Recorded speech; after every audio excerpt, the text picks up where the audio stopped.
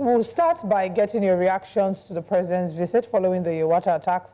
What are your thoughts about this? And I ask because I mentioned that we've seen mixed reactions. There are those who applaud the president's visit. There are others who think that the visit wasn't necessary.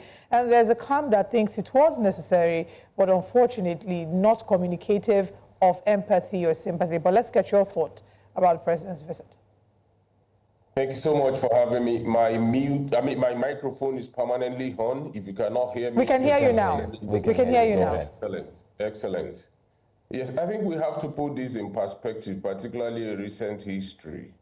Why it is, on my part, I would say it's largely commendable that within a very short period of time that this disaster happened, the president deemed it fit to be in Benue. You recall that some years back, the president of Nigeria could not go to Benue when this attack happened, and a sitting inspector general of police was also directed to go to Benue to go and understand and respond to the crisis, and he actually disobeyed the presidential order. These are the realities that we've had to grapple with, and I listened to the president in the clip that you played where he said his intention was not to come to Benue on this note of condolence. He would have preferred to go to Benue to commission projects. So I think for me, I see a bit of an empathy, a bit of responsiveness, even though it would have been good if it has been a proactive response before the crisis happened in the first place. And I'm not talking about the president visit in that regard. If the law enforcement and security agencies, the community leaders, the governor, and every stakeholder have been able to respond to that, it would be good. So I think it's a clear departure from what we've seen before, and then it is commendable. But I think as we progress, I will discuss what I consider to be the shortcomings of all these developments in Benue. The visitation in itself, the president was there. You also had other governors from different states who equally joined him.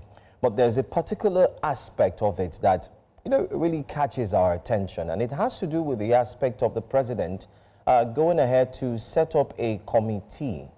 In that committee, he also ensured that the governor of Nasarawa State was part of that committee, and like it was mentioned, even elders. And then he made mention to the governor of Benue State to listen to the elders so they can find a lasting solution.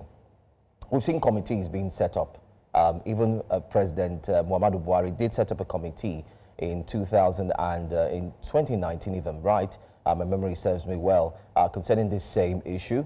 And we've also seen committees being set up. I mean, permit me to just run through some of the committees. The president did set up a committee in January 2025, a committee to look into the tanker explosion. We have seen no results till today. January, this is June. Another committee was set up in February. That was set to look at the population census. February, this is June, no response. We've also seen another one in July 2024 to look into the livestock, which was the ranches for headers. This is 2025 June, no response. What do you make of committees being set up to handle critical issues like this that affects the people and the society? Came late into your program and I apologize. I think we should just take a deep dive into my thought about these whole things in Benue.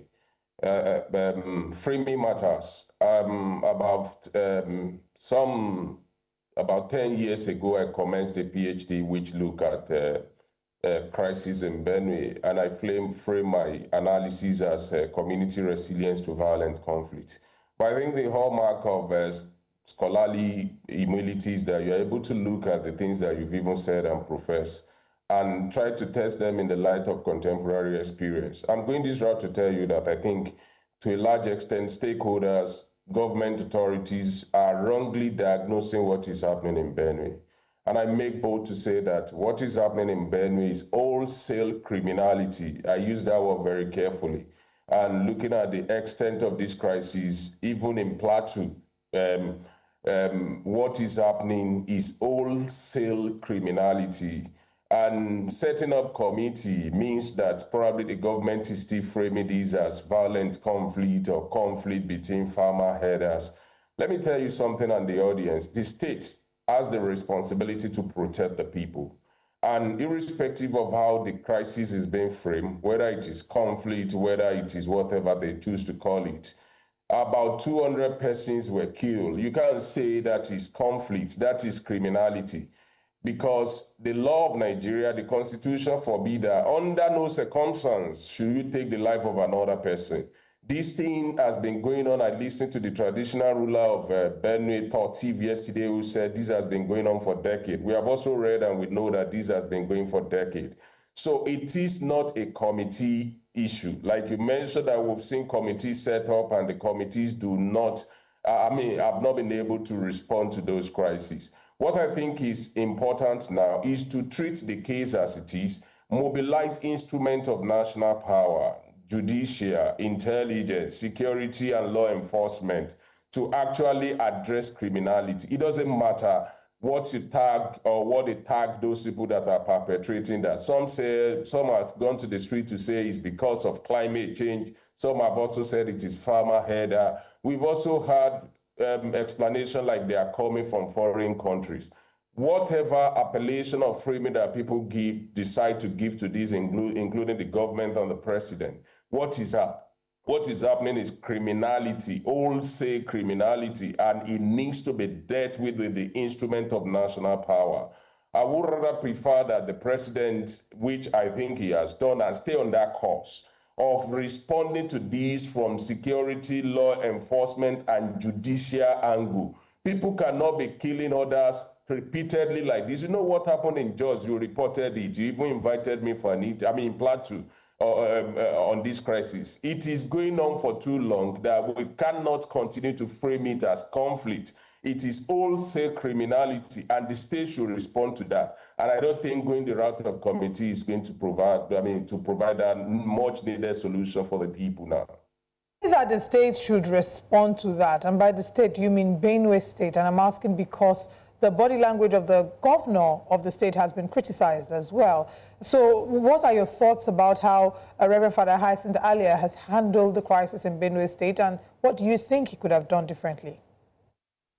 Well, when I use the word state, I'm talking about the Nigerian state, but within that component, we also have the responsibility that the state government can play.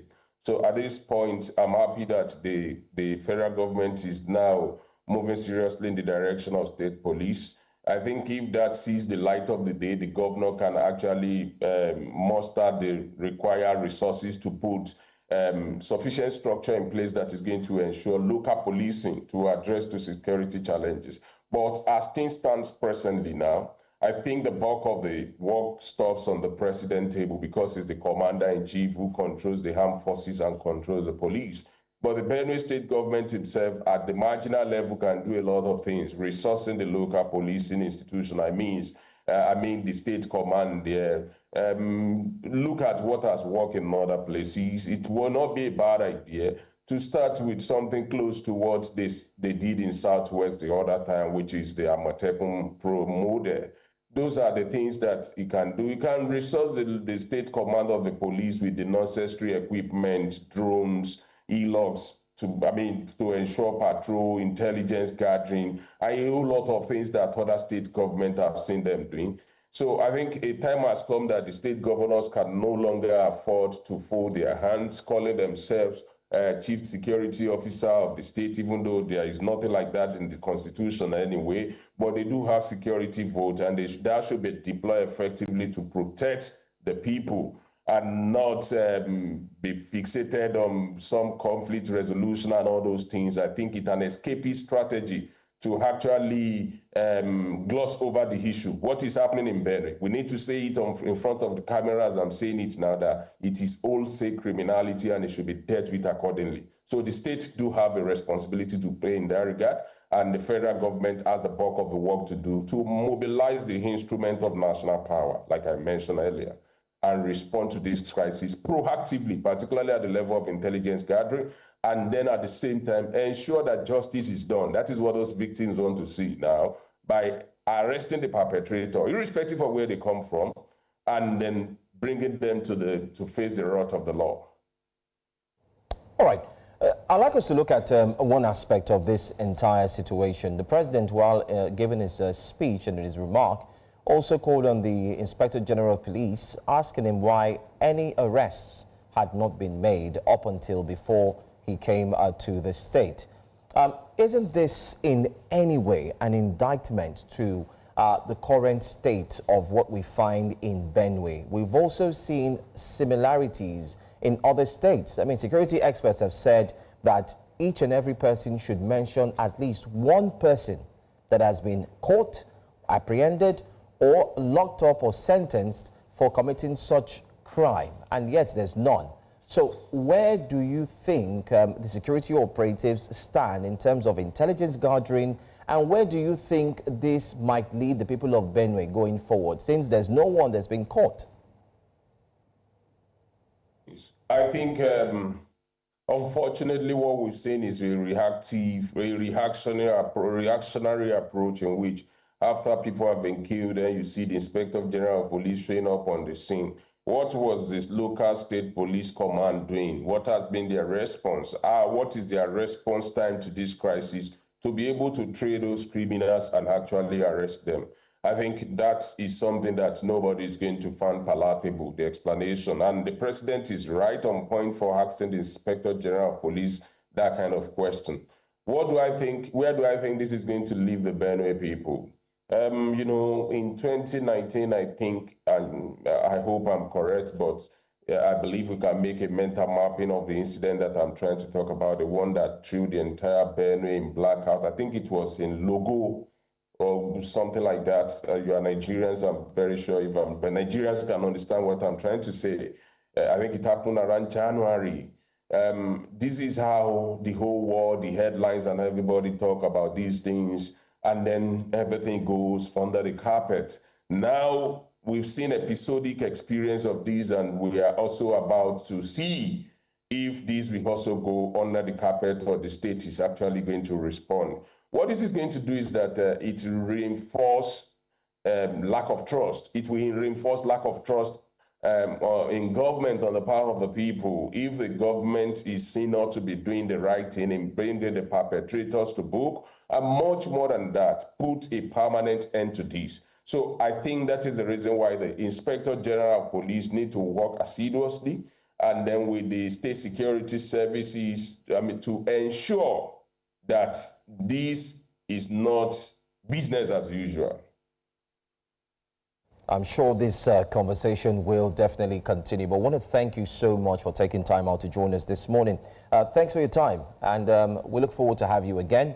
Hopefully, we will start to see results from the visit of the president in Benue State. Thank you so much for joining us. For having me.